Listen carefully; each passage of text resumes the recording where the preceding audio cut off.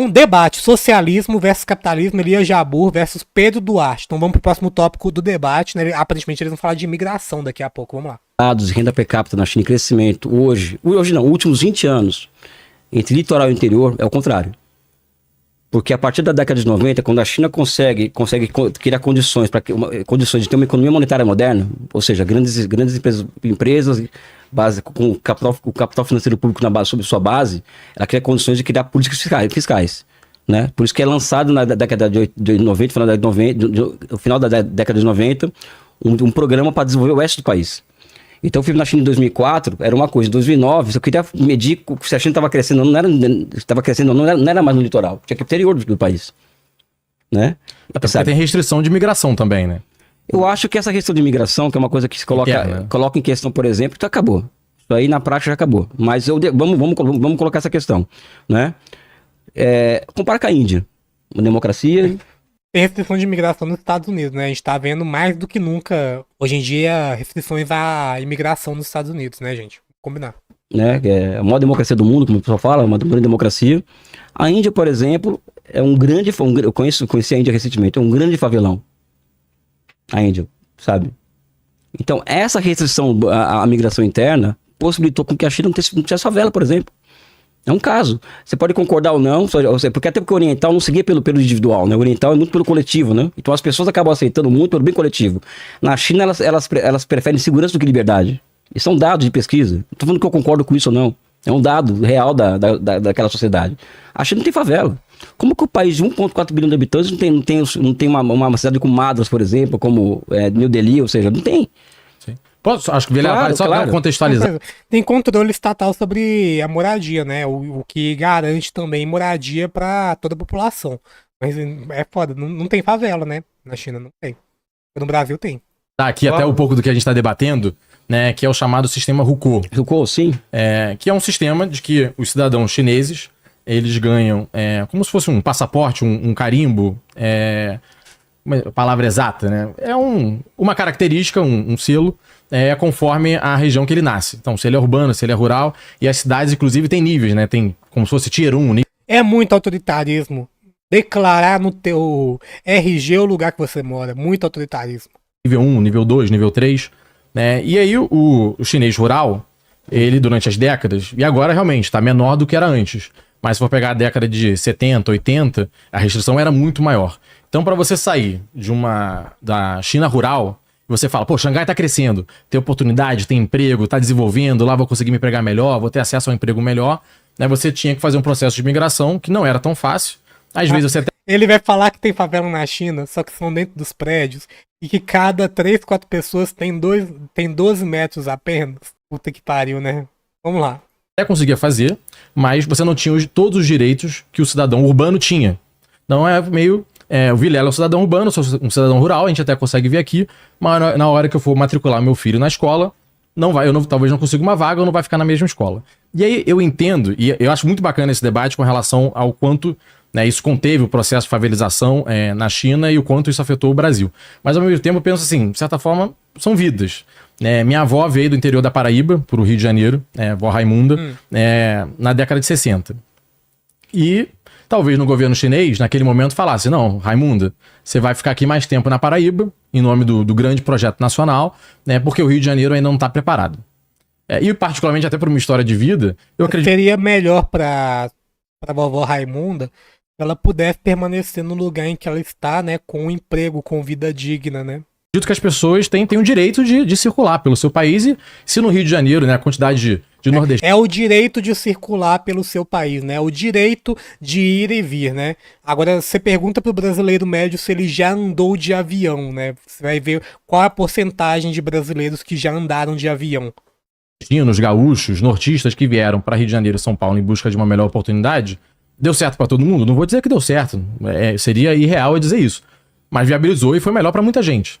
E na China, naquele momento, década de 70, 80, não era possível. Falaria, vó Raimunda, aguarda aí, que não é só hora. Não é? Pedro, outra pesquisa que é muito interessante de ser feita, pelo seguinte, as pessoas, primeiro que eu acho que a estratégia de Mao Tse Tung, de urbanizar o interior, né, e criar indústria no interior, ela deu certo a ponto de Os migrantes rurais que você está comentando, eles não queriam, eles não estavam indo para as ZEs na década de 80. Eles estavam indo para as indústrias rurais, Township and Village Enterprises, empresas de canto e povoado, que são grandes indústrias rurais, que era no interior do país. Era para a própria província que eles estavam migrando. Teve muito pouco êxodo, mas eu acho muito interessante, ele ignora completamente o exemplo anedótico, né, totalmente pessoal do cara, e começa a falar de dados e de realidade concreta, né, de dados históricos, no final das contas. Parece até que ele não tá falando de um país que acabou de murar para parte da Cracolândia, pois é. Então, se você for observar, por exemplo, uma pesquisa que coloque, por exemplo, o nível de renda interprovincial, a comparação de como elas crescem ou não. O Jabu falando inglês é a mesma coisa que eu tentando falar chinês e eu tentando falar inglês também, né? Eu devo ter dado várias escorregadas com o meu inglês aqui. Você vai perceber que existe um processo do quê? De surgimento, Adam Smith isso, né? Do surgimento lento, gradual e seguro de novos esquemas de divisão social do trabalho, desde o âmbito local, âmbito regional, para depois o nacional. Né? Então acredito que no final das contas, não que seja um fanático pela planificação, eu acho que o planejamento econômico foi o grande fato econômico do século XX e vai ser do século XXI. Mas, em grande medida, se você for falar com o chinês hoje, eles acham o seguinte, olha, ok, deu certo. Porque você está trazendo a realidade da sua mãe, da sua avó, da minha mãe que era paraibana, sabe? Os chineses concordam com isso, ou seja, nós emitimos muitas vezes opinião, eu, você, Vilela, sobre coisas... Baseado no nosso estilo de vida, nosso modo de... Quando sai na China... Sabe? Eles nem... O cara falando que a Índia que tem favela é melhor que aqui, que não tem, porque eu era proibido isso aí. Eles nem levam a consideração isso. Esse debate não existe lá. É muito o debate sobre o que é liberdade de fato, né, gente? O que é você viver com dignidade no final das contas, né? Será que dignidade é o teu direito de ir em um podcast defender a existência de um partido nazista no Brasil? Será que isso é liberdade de verdade?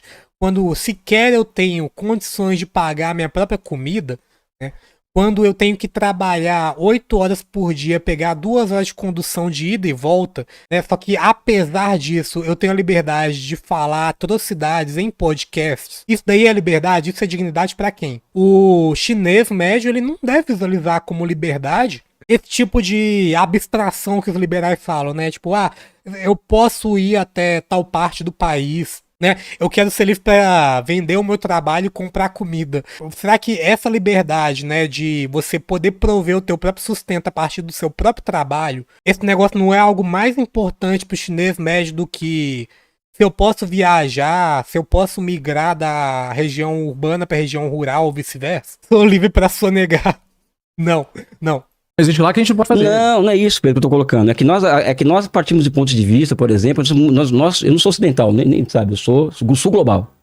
Não me considero ocidental. Mas os ocidentais que se colocam no direito, muitas vezes, de falar para a China como ele tem que ser. Um país que tem 5.000 anos. Um Estado nacional que tem 2.200 anos. Eu acho, e eu concordando com você, que houveram vários equívocos durante o processo. Até porque o socialismo não tem receita de bolo. Não tem. Né?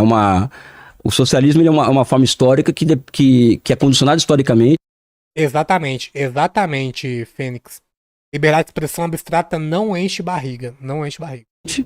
E é uma forma histórica que é condicionado geopoliticamente. Então as escolhas no planejador central, como está colocando aqui, de forma debochada no bom sentido, né? Que aliás, o planejamento central lá é muito hard. É muito mais do que aquela época. Você está falando de preço de mercado, essa formação de preço de mercado que você vê no book, isso não é nada no processo de acumulação na China. Quem dá o tom no processo de acumulação da economia chinesa são os grandes conglomerados públicos da economia. Então, se tem mercado, formação de preço, Booking.com, ou se o preço do imóvel de Xangai é o mercado que determina, isso não tem determinação para a economia chinesa. E mais, como o crédito na China é público, né, eles decidiram furar a bolha imobiliária. Então essa história aqui de que hoje, por exemplo, o preço o mercado determina o preço das coisas na China, o preço da casa nas cidades urbanas, mais ou menos. Porque o governo interviu na economia, furou a bolha imobiliária. Com a decisão do Partido Comunista acertada, inclusive. Né? A gente pode discutir isso depois.